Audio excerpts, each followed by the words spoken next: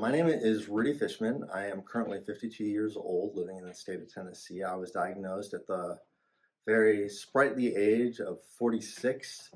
And while it's only been 6 years, it does feel very much like a lifetime of experience. And so hopefully sharing a bit of my story will help give you some insight into what having a brain tumor is like, what to expect, and so forth. Anyway, so when I was diagnosed, I had two young children. They are now 8 and 10, and that's been a whole thing in terms of the way this has impacted them. It's impacted certainly my wife. It's impacted my relationship with my wife. While it's still very much intact, there are definitely issues that constantly need to be in check. It's impacted me in terms of how I view myself, just because while I'm very much still alive, fortunately, thanks to medical science and some good luck, there are definitely issues. I have a lot of sort of balance and coordination issues from left side weakness. I have some cognitive issues just from severe short-term memory issues. I get very overwhelmed very easily in hectic situations. Multitasking is quite difficult, and like a great deal of many other brain tumor patients, I have a lot of fatigue issues. All these combined kind of make it difficult for me to continue to work.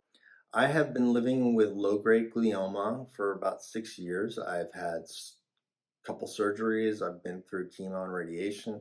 I've been through some sort of extra treatment in the form of Avastin, thanks to some regrowth that I had. So I have a lot of issues with my vision and how my eyes feel. My issues aren't just sight related. There's some neurological stuff, probably due to treatments and surgery and whatnot.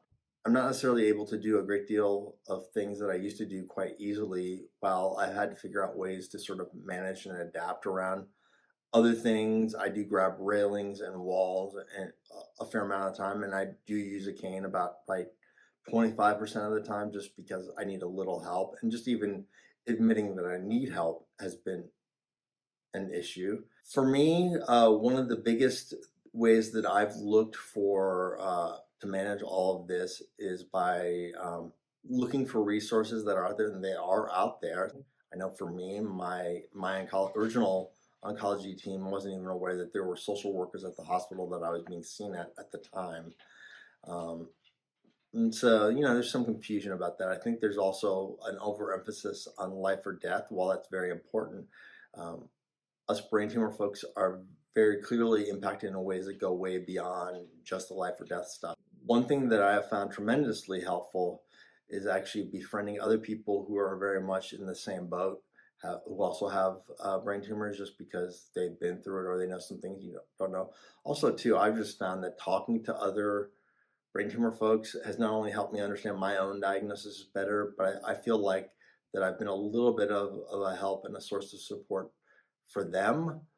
So it's kind of a twofold thing, and I think it benefits both sides. And it's a good thing to do. I think it's very helpful.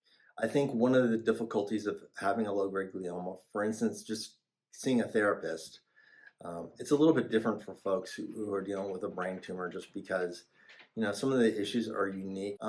I've had several therapists over the last 5-6 years, and I found one was specifically trained to deal with patients for brain tumors, and that was amazing. It was just great to be heard and understood almost immediately, instead of having to explain everything. I think it's important to be prepared that not all of your questions will have clear, concise answers. You do have to do quite a bit of work on your own. It's not just a matter of taking a couple of pills and you're all good again. It's much more confusing than that. I know for me, that was a huge issue to kind of wrap my head around, but I feel like I've gotten there. It took a few years, but I got there, and I think it's put me in a better place where I can better process everything that's happening to me and all the people around me as well.